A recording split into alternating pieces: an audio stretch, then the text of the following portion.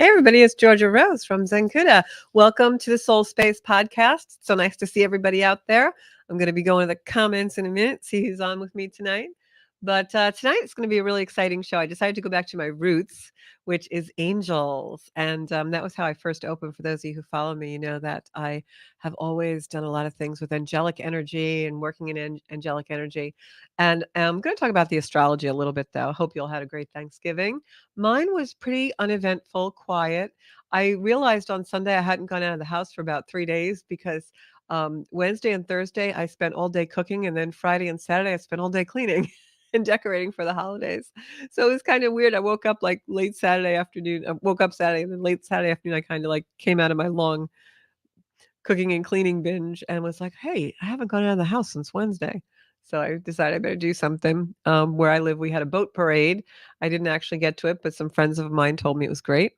And Sunday, I actually had a really nice half a day with some ladies that we meet for lunch or dinner every once in a while. A nice group, beautiful group of friends, and we went to brunch. So that was really a nice weekend. I got to actually relax a little bit. But you know me, I'm always working, so I actually did a reading on Saturday, private reading on Saturday, a couple of those, and some astrology charts on Sunday. So the city never sleeps. So anyway, welcome to the Soul Space. I'm going to dive right in with some astrology because we have a full moon in Gemini today, and that has already totally peaked and passed this morning. But as you know, full moon energy works for 3 days before and 3 days after. I happen to feel new moons much more than full moons. Don't really know why that is. Just have discovered over the years that that's really what I feel more than the full moons. Um, so this full moon is kind of a mixed bag, a lot of mixed energy. I'm sure those of you who've been following the energy have felt that, especially over the weekends. Um, just back and forth energy, a lot of very distracting energy. Hope you all had a pretty good Thanksgiving so that it wasn't too volatile for you. But with that mixed bag is going to continue. Really, what the universe is kind of pushing us to do is release a lot of things between now and the new year. We're going to definitely have a lot of energy that breaks apart between now and January. Hopefully, that'll be gentle for most of us. If we're doing our soul work, it usually is. But really, it's what you want to focus your attention on. And that's definitely letting go of things. Full moons are great for that and also for setting intentions. With Gemini, you want the themes to be something around communication. Gemini is an air sign, communication, as I had said. A lot of flights were delayed this weekend. I said that on the last show. That was probably going to happen. Um, so, really, what this energy wants you to do, or the best use of the energy, I should say, is to put yourself in situations and try and be in energy where you can focus your attention on things that make you feel more confident and more certain, because this energy can be very erratic. We have a lot of energy coming in, aspecting Neptune, which can make us very dreamy and very floaty. So, the monkey brain sometimes takes over quite a bit in this energy. You'll find that really continuing in through this week. So try and keep your thoughts in check. Make time for that quiet time, journaling, going out in nature, meditating really is going to help you in this energy. Try not to get too entangled into the intensity of events because you will find that we have a lot of intense events happening around us and in the world right now. So you want to try and, observe them, know they're happening, but stay out of the entanglement of them. Instead, conserve your energy for what's really, really important. Try and keep your focus on your long-term trajectory because that's really going to come into more clarity as we progress into 2024. There's been a very confusing year for a lot of us, confusing in what the trajectory actually is, where we're actually going.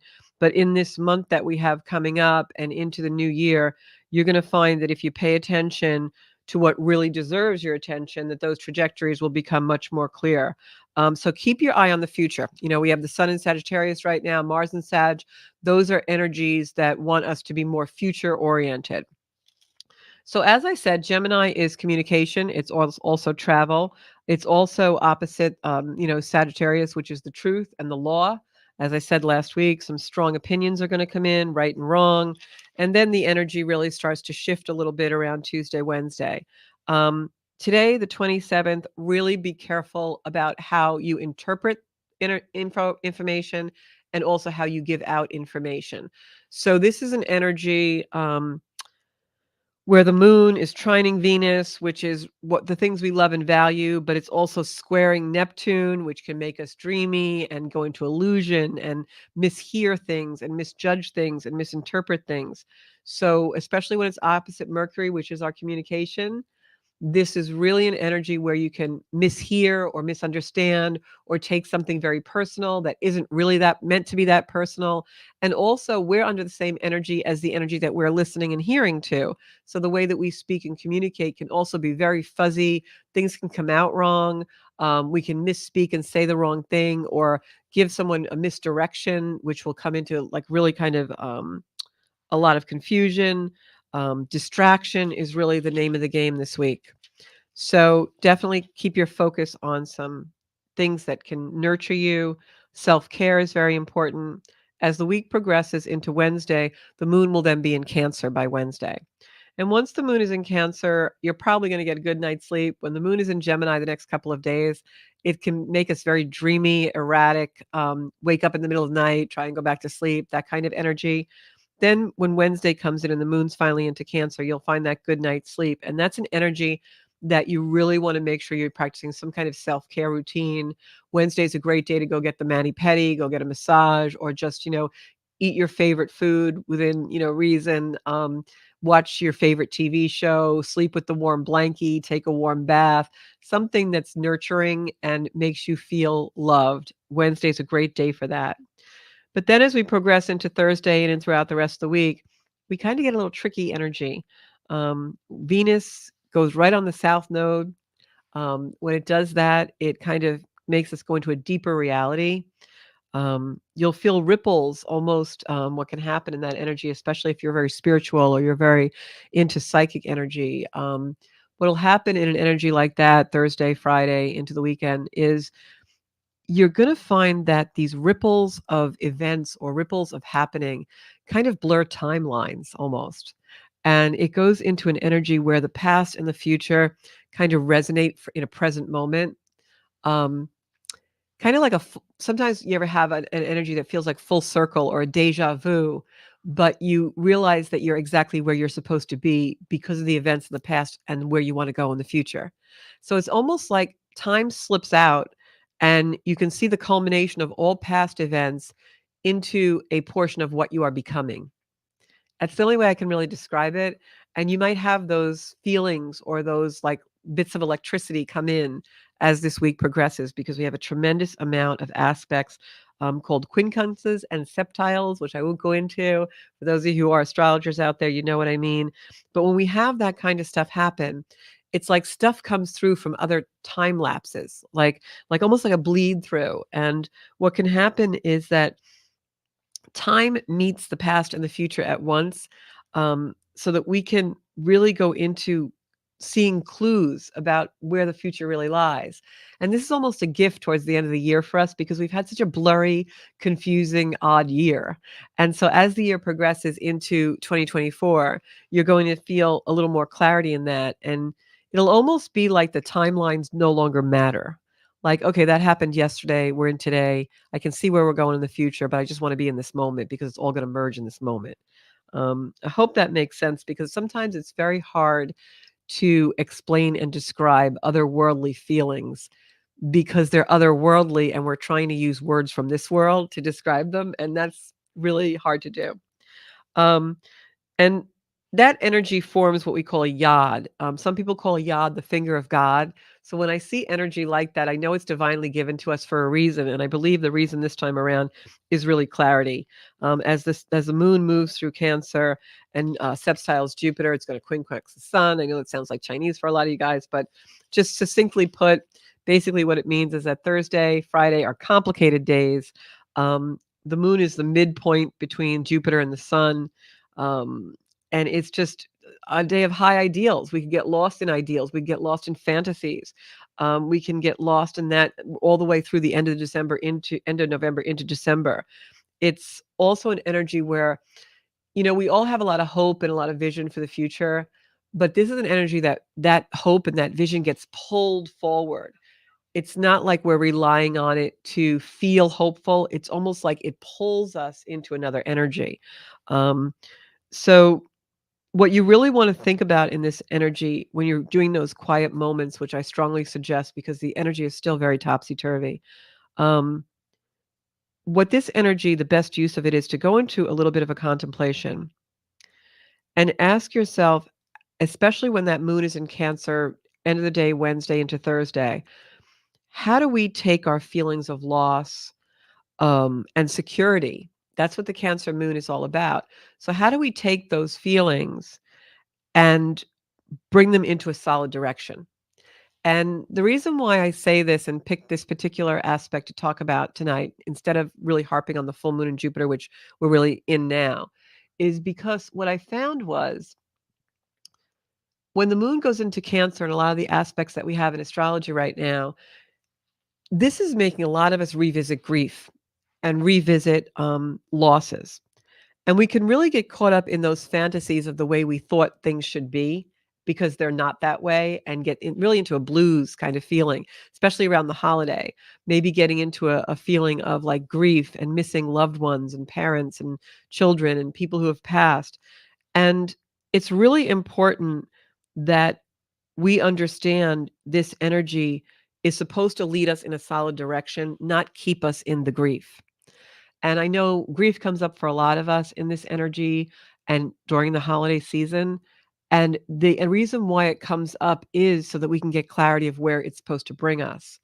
For example, I recently put a post on Facebook about how, I do mourn the loss of my parents. The holidays are never the same without our parents. For me, that's birthday because not their birthday, but mine. Because even as you get older and birthdays are no longer as important as they were when you were a child, and sometimes people don't know it's your birthday if you only live with around a small group of friends or whatever. So you kind of let the birthday slide sometimes as we get older. But the one unit you have in your life that never lets your birthday slide is your mom and dad. They always have to, like, see you on your birthday, do something for your birthday, that kind of thing. So for me, after I lost my parents, my birthday didn't feel the same for many years. And so I brought in new rituals and new traditions, and now I make sure I do celebrate my birthday, and usually I'll go out with friends or something, or I'll just invite a bunch of people out for cocktails or something and just celebrate myself a little bit. But it was very hard for me to get to that point. It was indeed a very long and winding road to sort out that type of grief. But here's the thing, guys. It may be a long and winding road, but we still have to take it. We still have to go through it. We still have to pass over the hills and the valleys and the mountains and the curves, because if we don't, then we stay in the grief, in the loss, and our life direction is muted and overshadowed by that, and that almost becomes our identity. And the people on the other side, I can tell you, because as you know, I talk to them, they don't want us to do that. They want us to live our life, every beautiful moment of it. And the way we sometimes can get past that grief and go into living our life is by being grateful and thankful and celebrating for that person we've lost, that now they're in this fabulous, beautiful place and they're happy and they're joyful. And if they were in pain here or suffering here, they no longer are. And when I think of my mom and dad in paradise like that, I can't feel grief or loss. I just can't. I am happy for them. I feel my own loss, but it's not about me. It's about they went to this beautiful place. This energy, as the week progresses, exemplifies that. You're going to feel a heaviness. You might want to, curl up in your cocoon and kind of wallow a little bit in the grief, but that's not the direction you're supposed to go in. That's almost making your days and your moments and the things that you could be doing in joy insignificant. And not one single person that's listening to this broadcast right now or is out there in the world is insignificant enough to waste their life in grief. I can tell you that. So you have to take the long and winding road, but you'll figure it out.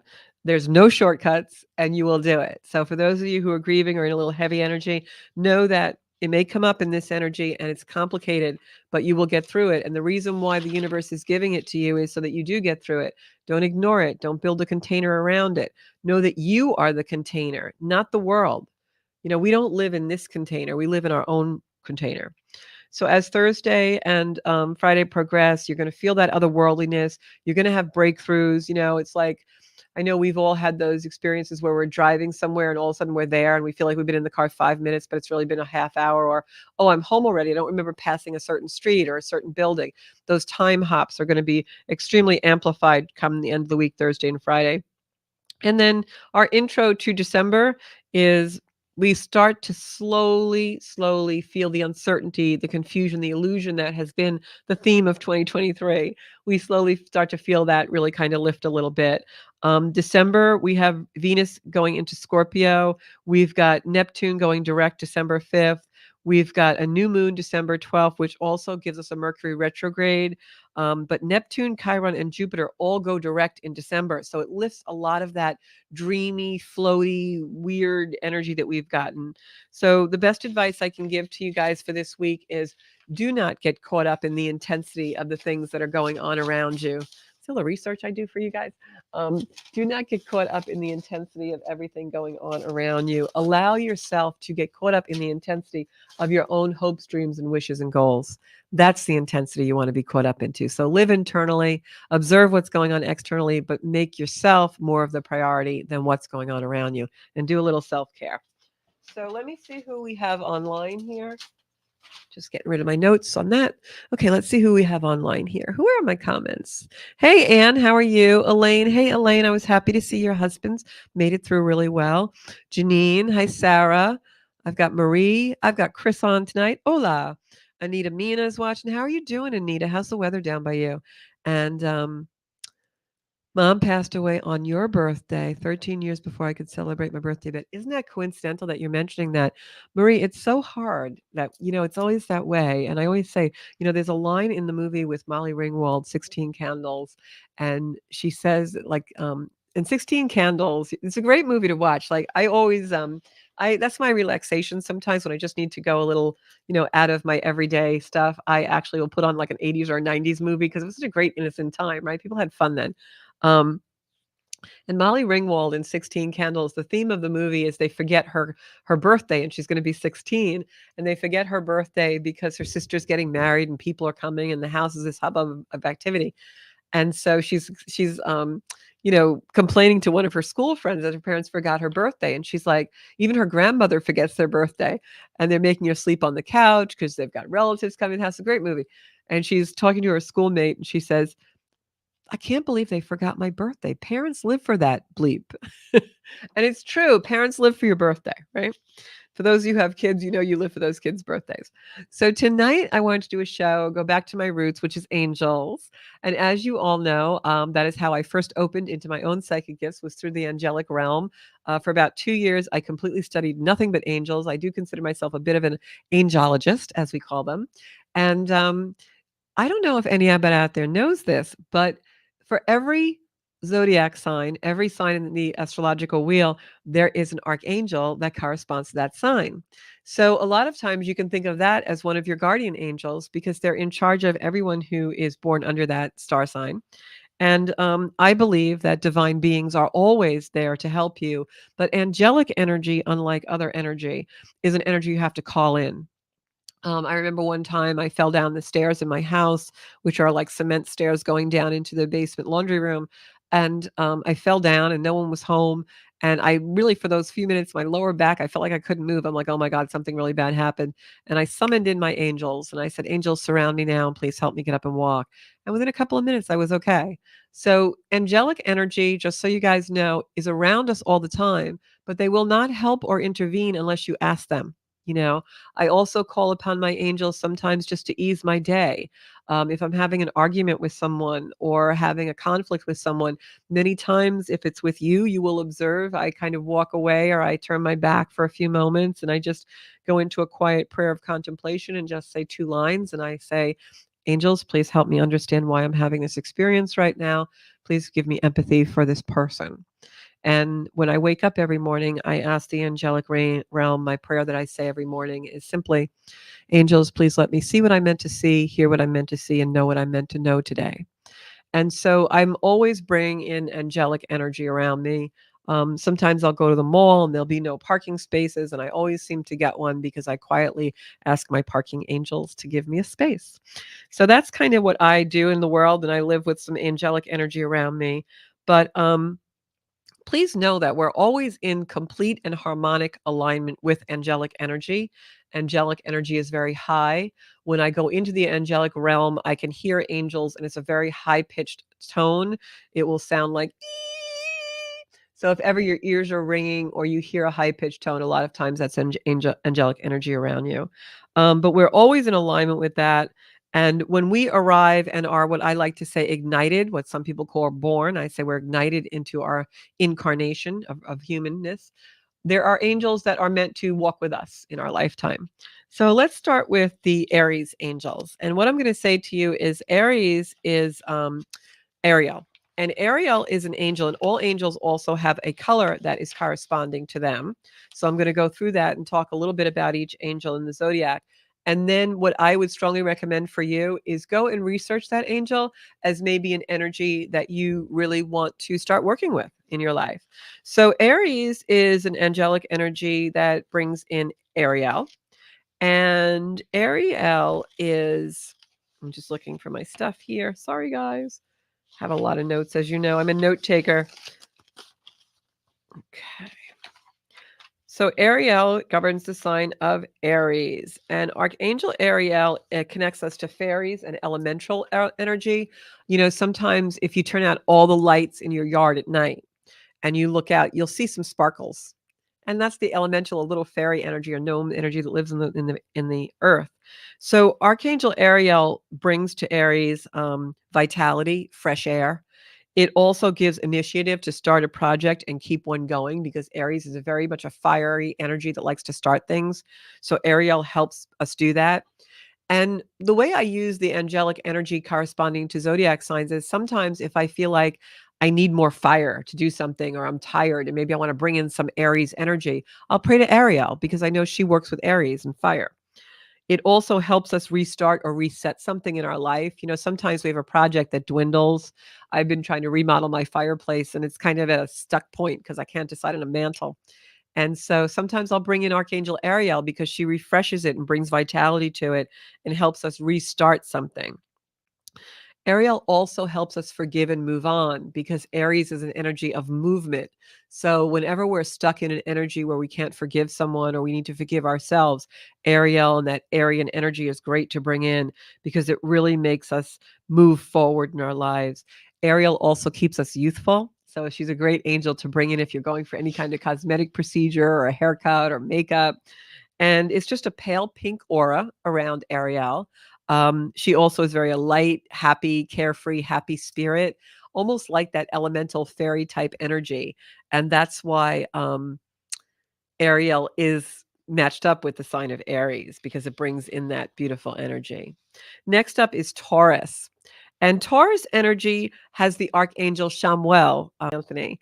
But Chamuel is an angel that helps us find lost objects.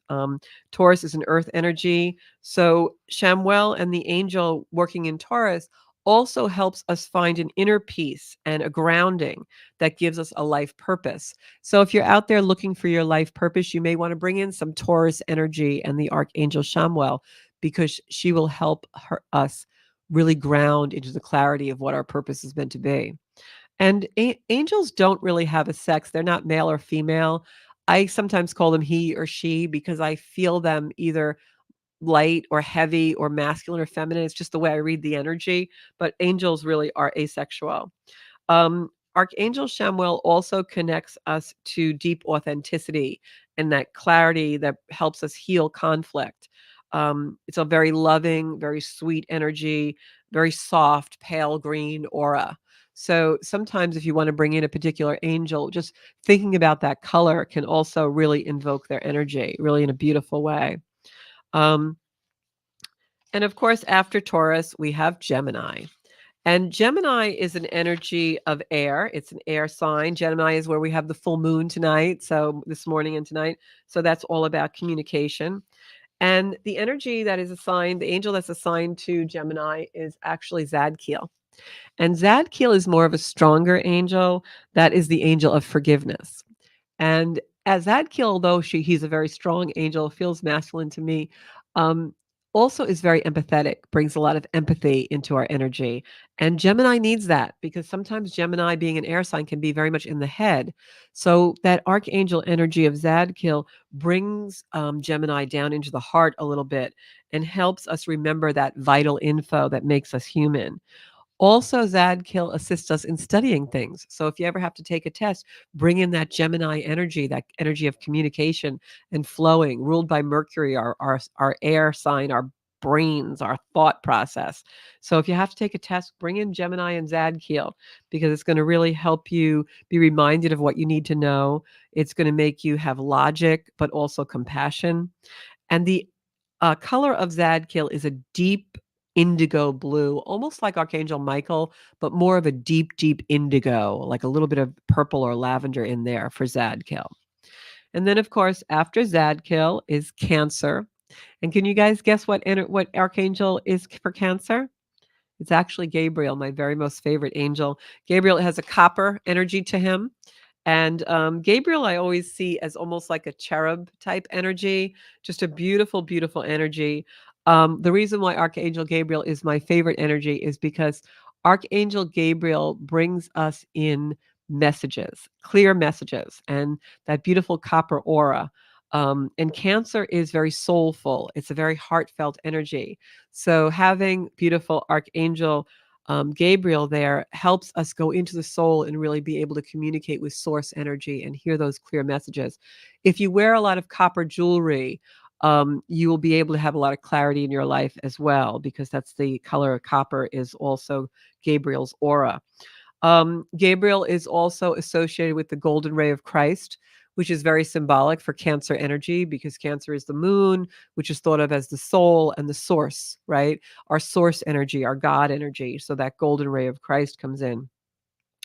When you call in Archangel Gabriel, not only does he bring in clear messages and help you to really feel your heart space and your soul, but also will give us a lot of artistic projects, birthing ideas, and also can allow you to let go into that heart space and bring that letting go, that nurturing that we need to be strong enough to let go of things. So that Cancer energy and Archangel Gabriel can really assist us with that. Next up is Leo, that beautiful fire energy. Leo is the sun. And of course, Leo is Archangel Raziel. Raziel, Raziel. Not a very heard of angel. I studied him for a long time. But Archangel Raziel is the angel of mystery. And the reason why he's chosen for Leo is because Leo is ruled by the sun, and Archangel Raziel lights our darkness. So it's beautiful that we have this source of light, this source of our life flow, that sun. And then we have this angel that sheds light on the mystery of those things and that support of the metaphysical studies. Um, Raziel also boosts self confidence because remember, the sun is our life force, that Leo life force, right? That lion of the jungle. Um, and when you need to heal something from your past or a past life energy, go into the Leo energy and that sun energy of Raziel because it's a rainbow aura, which is a very high octave. A lot of people think of Archangel Raziel and that Leo sun being, going into the sun and into the higher octave of higher beings and light beings. Rainbow energy always really kind of brings that in for me. The other thing you can think about when you bring in Leo energy and the Archangel Raziel is that sun lighting the dark, but also allowing you to step out of your own shadow, which is so important in this energy. Because I think that a lot of the depravity, a lot of the intensity of the world brings us into our own shadows, the things that our own fears come through and are fearful about. And having some light from source to bring us those shadows and not be so afraid is really important. And Leo and Archangel Raziel are beautiful energies to work with in order to light your darkness so you don't have that fear of the intensity of the days that we have now. Um, Aaron said he was watching last week's show on accident. Well, I'm glad you found me, Aaron. Joanna Maya's here. Hey, everybody.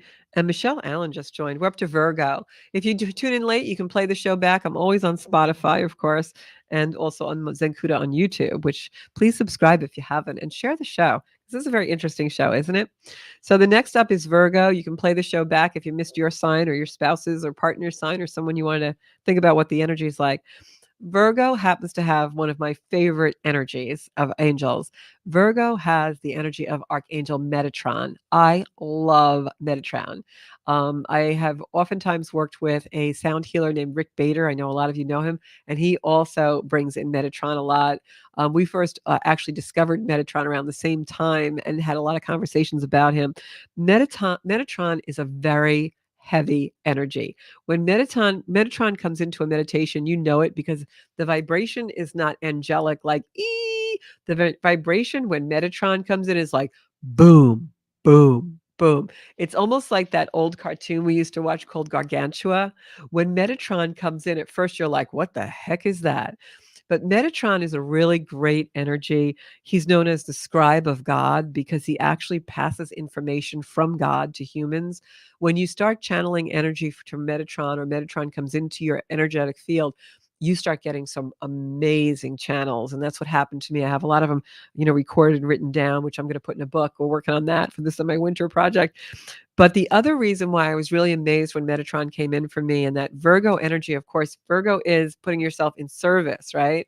So Virgo and the Metatron energy is actually like this color. It's just a deep, beautiful violet, like almost like an eggplant with tones of green. And it's just the most beautiful energy. It's very powerful healing. And Virgo, of course, is the healing energy. Virgo is Virgos like to be in service. Nurses are Virgos, doctors are Virgos. Very powerful healing energy. If you have something to heal, work with the Virgo archetype, work with Archangel Metatron. For those of you who studied the teachings of Enoch, um, Metatron was Enoch's teacher. He helps new seekers. If you're just getting on the path of soul work and really learning how to be in your soul space and work with energetic angels or God or whatever energy you're really trying to become spiritual with, um, Metatron helps you on that path. He comes in with seekers. He supports psychic children or indigo children. He supports all esoteric knowledge. If you're trying to read a book about something, I know my beautiful friend Yvonne gave me a book that I'm trying to get through now. And reaching out to Metatron to help you understand it and bring you the knowledge is a beautiful way to do it. That Virgo energy of that deep healing space of service, and Metatron really passing the information from God to us. It's just amazing, amazing energy. I can't talk enough about Metatron. So bring in that Virgo energy in Metatron. Metatron also works with the Merkaba. I know some of you don't know what that is. Look it up. The Merkaba, very powerful geometric shape that is the sacred geometry. If you've ever studied that, spent about a year studying sacred geometry. I know I'm getting too deep on you guys, right? My Scorpio planets are getting a little furry. All right. Well, that's because we have a lot of energy moving towards Scorpio in December. Okay. So here we go. So, Libra, my personal sun sign, although I don't feel so much like a Libra these days because my progress chart has me very Sagittarian. But Libra has the Archangel Jophiel.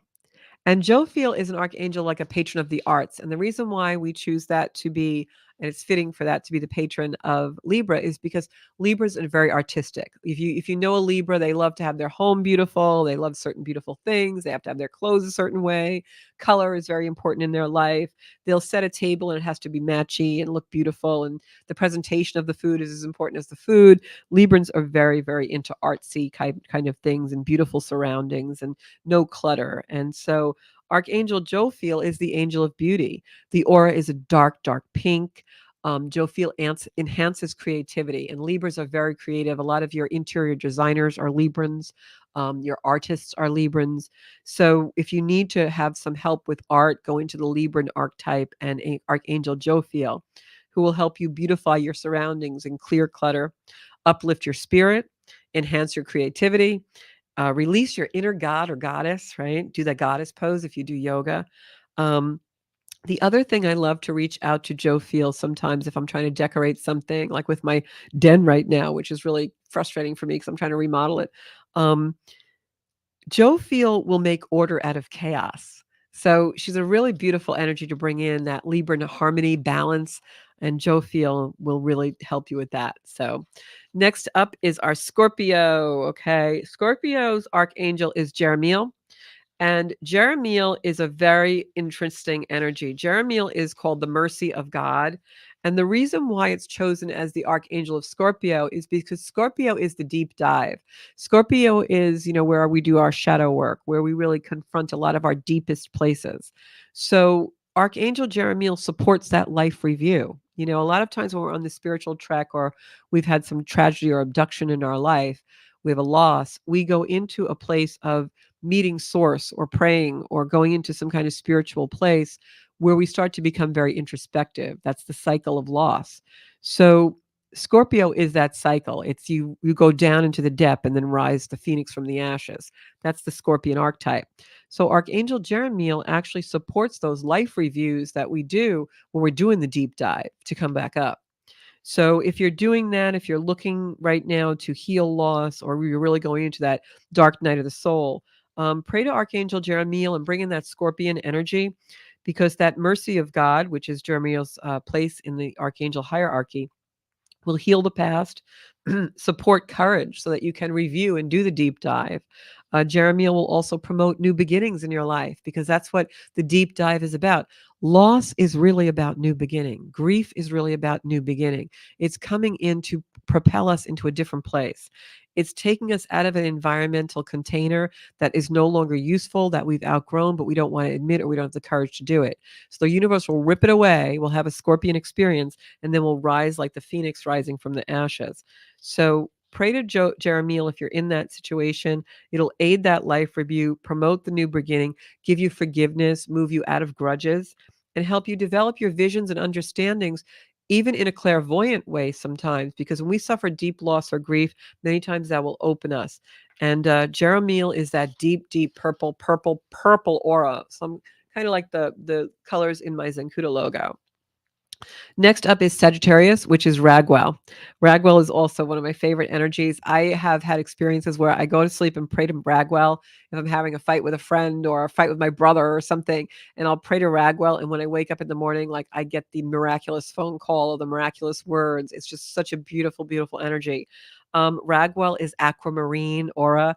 I have this beautiful aquamarine earrings that sometimes I wear when I'm trying to resolve conflict with the help of Ragwell.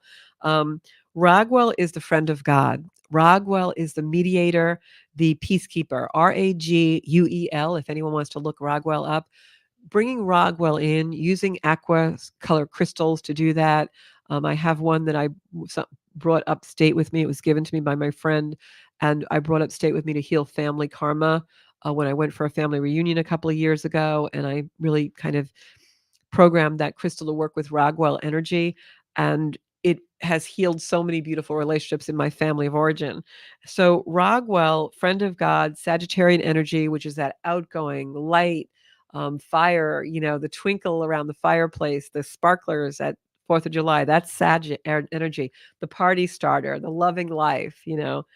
So Ragwell and Sagittarius bring harmony to groups. They repair relationships, guide action to balance. Also, if you're traveling and you don't want glitches, Ragwell will get you there. So you want to say a little prayer Ragwell when you get in the car or the plane, and it will bless social gatherings. So Ragwell is just a beautiful, happy angel, so fitting for that Sagittarius energy that just loves the party. So if ever you have a conflict, call on Ragwell to be your mediator and peacekeeper. Next up, of course, is Capricorn, my little earthbound Capricorns. Capricorn is Azrael. And if you look up Azrael, don't be surprised if you see she's the angel of death. It's really just, words. What Azrael really is the angel of comfort and support. A lot of times, if I have to go to a wake or a funeral, I have someone who just recently had a loss, I will send Archangel Azrael to them, because Azrael is the angel of transition and rebirth. And it's the angel of change, which is, again, what we're talking about with loss. It's meant to change things. But Capricorn is the energy of earth and practicality. It's ruled by Saturn, which is loss, and Saturn is also restriction. But again, the universe doesn't do things to harm us. The universe does things to bring us to a higher consciousness. So if you're in that place of transition and ultimate rebirth, which is what, I don't like to use the word death. It's rebirth. It was it's transition. Um, Azrael will bring comfort to grief, help souls cross over. If you're working in hospice or you're working with someone who's, dying, I've helped a lot of people cross over in my life. Um, you bring in Azrael because she's the transition angel of rebirth, they're dying here, but they're birthing somewhere else. She also helps with addictions because, a lot of times people will say once they're able to break an addiction, it's almost like a rebirth. She supports reinvention and change. I was just having this conversation with someone this morning about grief and loss and how what it does is really propel you into the reinvention stage. That's the word, reinvention. And supports ascension. And she has a creamy white aura. Many, many times when I do mediumship readings, I will see people in like a white aura. And that's because Archangel Azrael brings them through. She's that transitional angel. All right. So that's the angel of change, Capricorn, and Archangel Azrael. And then we have Aquarius, lighter energy here. Aquarius is ruled by Uriel. Many of you are familiar with Archangel Uriel. Uriel inspires new ideas.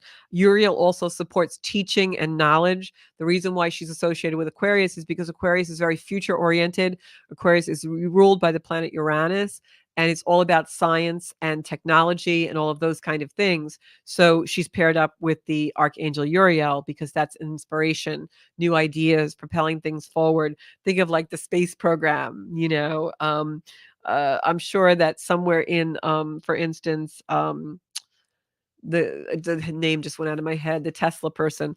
Um, I'm sure that he is definitely got Aquarius in his chart heavily because it's all future oriented. Elon Musk.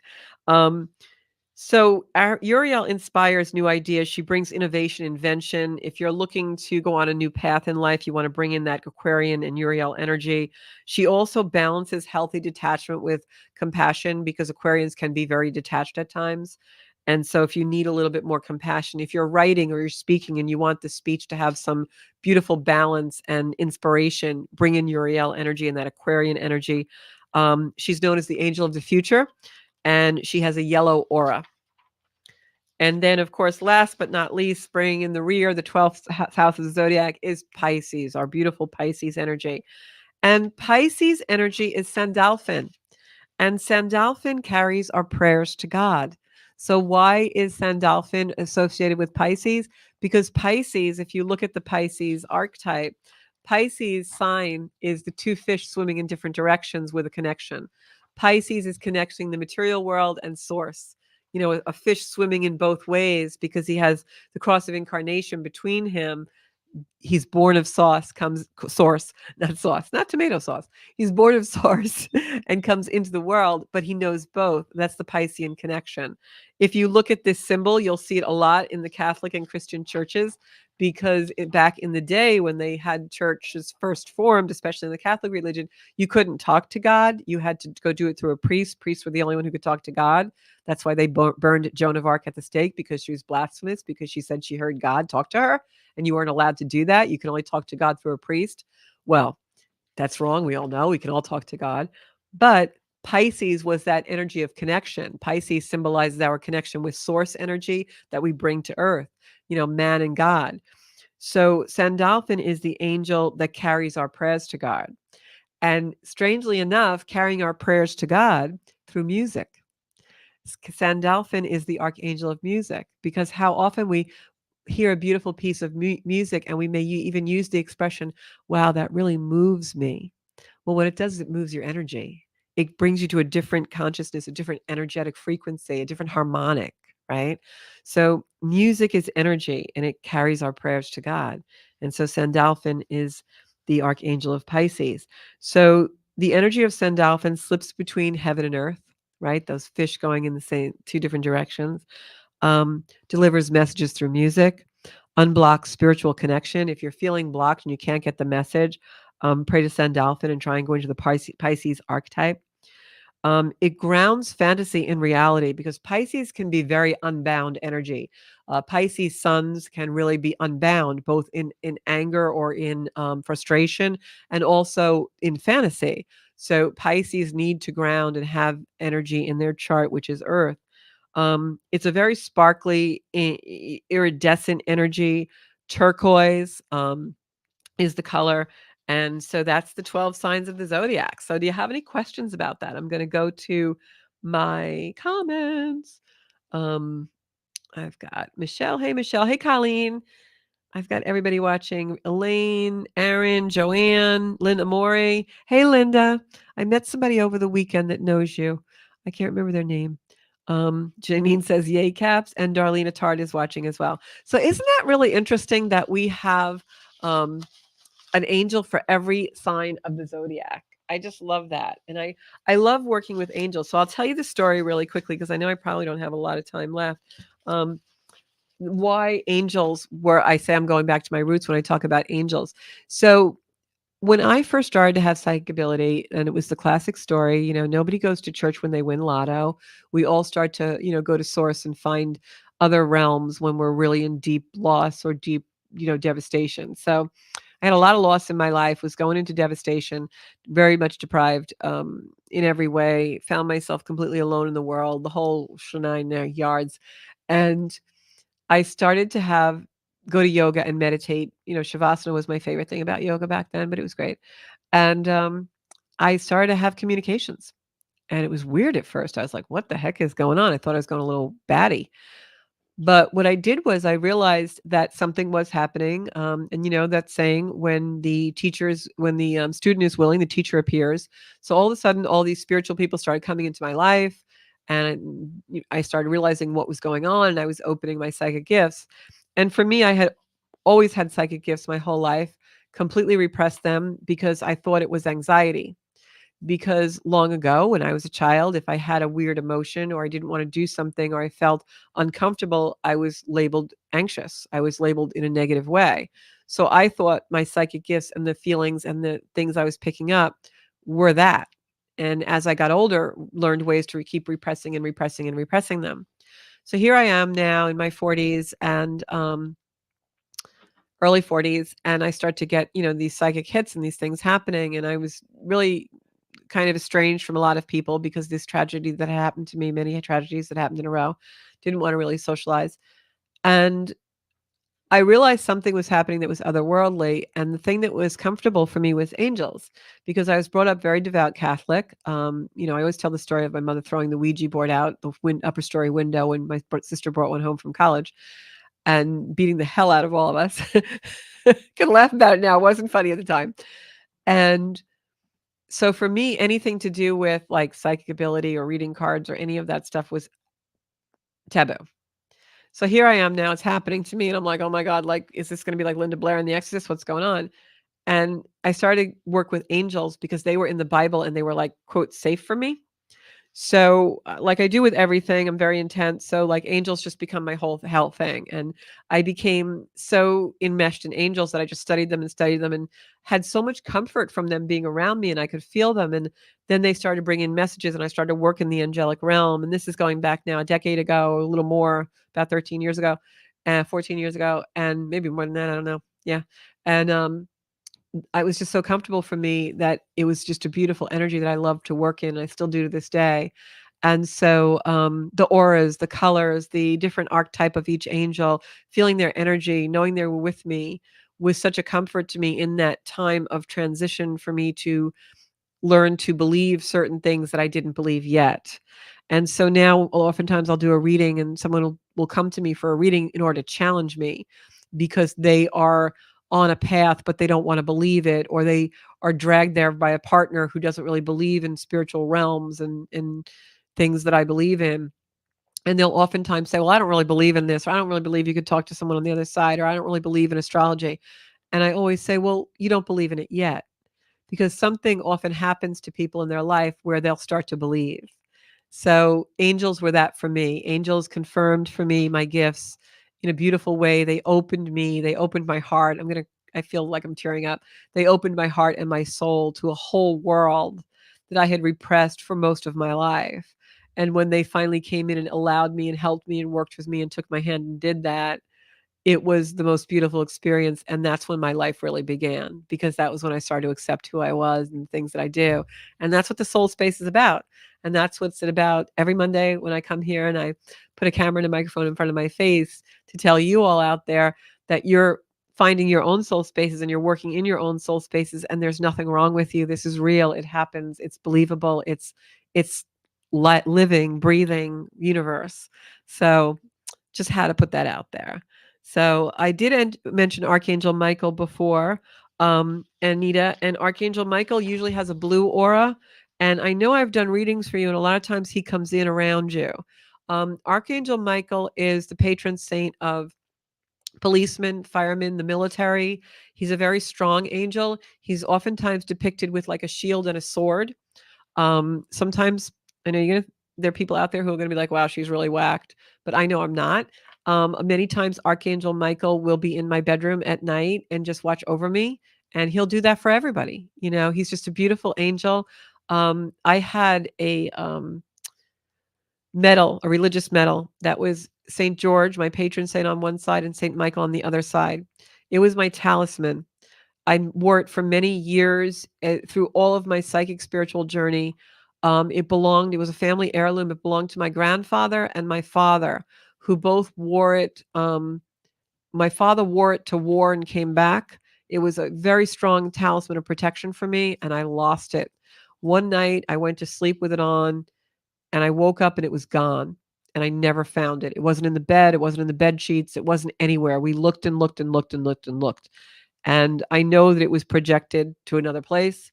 I believe I just didn't need it anymore.